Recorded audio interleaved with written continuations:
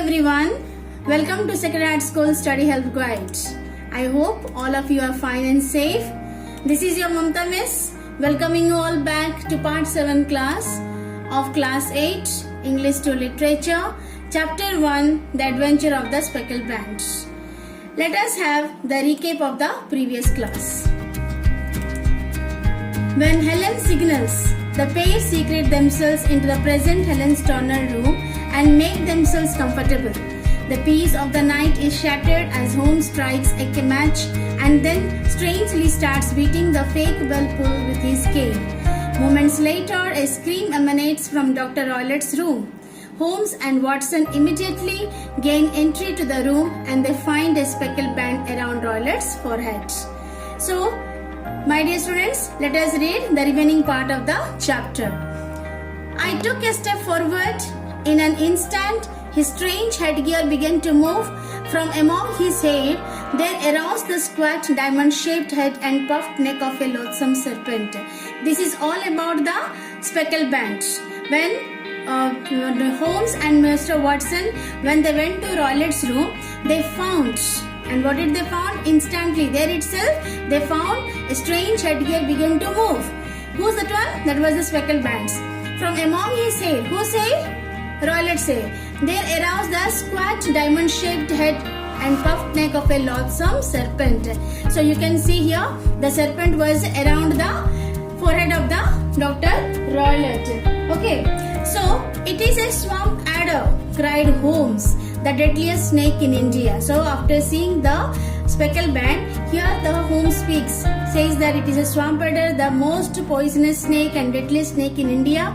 Dr. Roylett must have died within 10 seconds of being bitten. That means it is such a poisonous snake that when once it is bitten by the swamp adder, a person can die within 10 seconds. Violence does, in truth, recoil upon the violent. So what does this mean, my dear? One who digs pits for others, he himself falls in it, right? Let us put this creature back into its den and let the police know what has happened. So you can see now, here, completely now, Roylett is dead. Now we'll see the picture you can see here.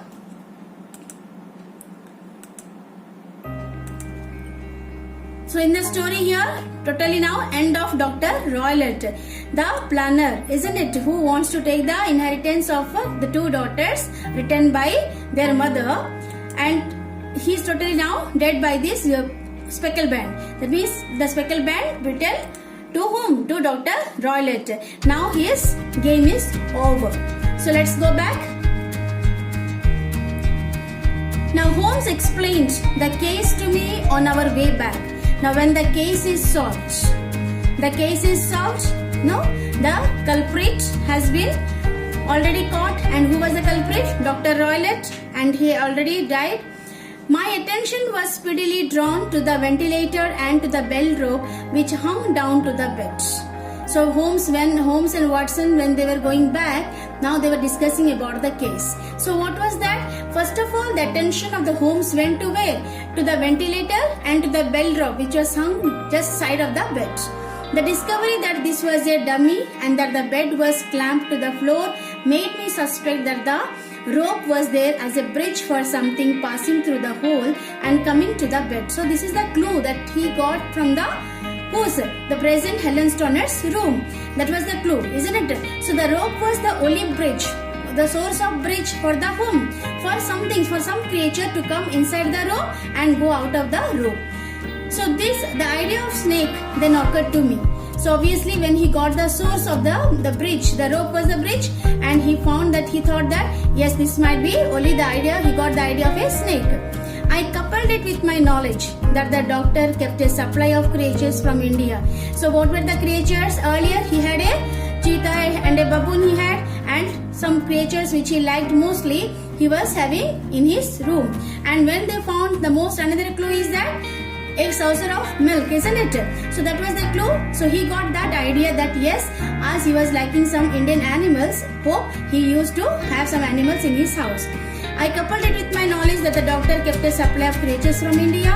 Then I thought of the whistle. Of course, he must recall the snake before the morning light revealed it to others. Obviously, the hissing sound. The hissing is what? The hissing sound which Helen Stoner also heard, as well as Julius Stoner. That was the sound of a snake. He had trained it probably by the use of the milk which we saw to return to him when called. So obviously she was given a training. The serpent, the swamp adder was given training by whom? By Dr. Roylott to go from the ventilator to Julius' room, and again by showing the saucer of milk he would come back to Dr. Roylott's. So you can see he would put it through the ventilator at the hour that he thought best, with the certainty that it would crawl down the rope and land on the bed. That was the rope. That was a bridge from where? From the Dr. Roylott's room to Julius Stoner room, where he could go through the rope and land on the bed. It might or might not bite the occupant. I mean the person who is present where the serpent used to go may or may not bite. But perhaps she might escape every night for a week. Every night, at any moment, she may escape.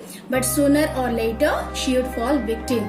Today or tomorrow, no doubt, she may escape. But at any moment also, she may become the victim of whom? The swamp adder.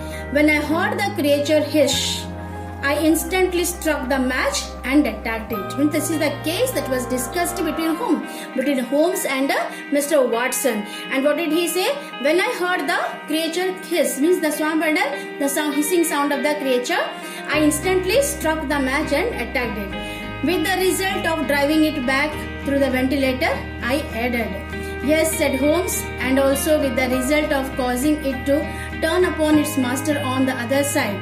Some of the blows of my cane came home and roused its snakeish temper. Obviously, when he was bitten by the cane, that snakeish temper means he got very angry. The swamp adder became very angry, so that it attacked the first person it saw when he was in angry mood.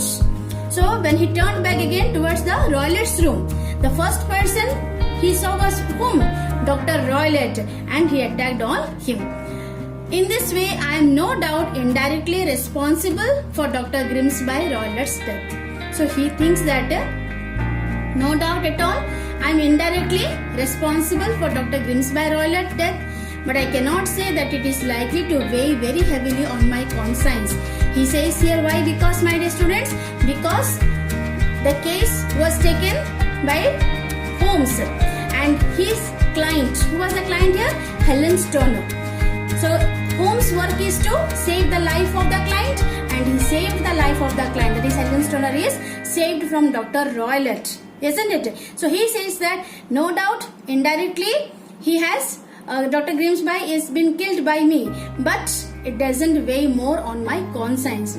Why? Because it is I have saved my client's life. So this is here all, my dear. This is all about the chapter. So you can just go through it. Now we can see here the conclusion of the story. Okay. Roylott releases the snake. Holmes whacks it with his cane, sending it back through the grate. The snake is angry at having been attacked and bites Dr. Roylott, who punishes from venom. Helen survives from the incident with both her life and fortune intact. And this story is written by Arthur Conan Doyle. Sir Arthur Conan Doyle was born in 22nd May 1859 and died in 7th July 1930. He was a British writer and a medical doctor. He created the character Sherlock Holmes in 1887 when he published A Study in Scarlet, the first of 4 novels and more than 50 short stories about Holmes and Dr. Watson. The Sherlock Holmes stories are generally considered milestones in the field of crime fiction. And what did you learn of the moral of the story, my dear? If you might have gone through all the videos and you might have read your chapter, then you could have found the moral of the story.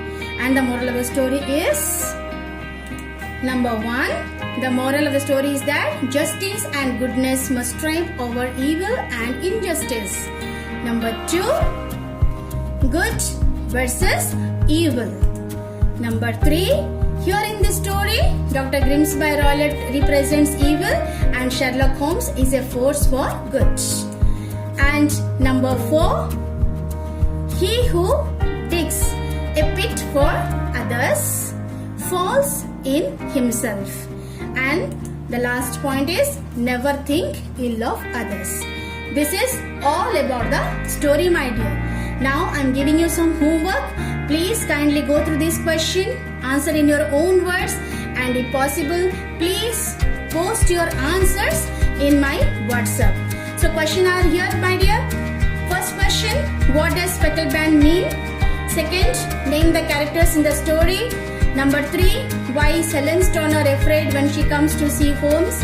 Number 4, what was the will of the deceased wife? Number 5, what were Julia's last words? Number 6, why did Helen Stoner have to switch bedrooms?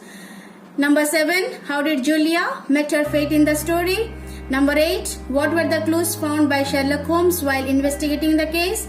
Number 9, why did Dr. Roylott wants to kill his 2 daughters? Number 10, what happens in the end of the story? So, this is my dear students. Okay, just go through it and do your homework. Stay safe, stay healthy, keep on touch with your studies, and my dear students, please subscribe your STS channel to get the notifications of upcoming videos of your teachers. Okay, so thank you everyone. Keep on smiling.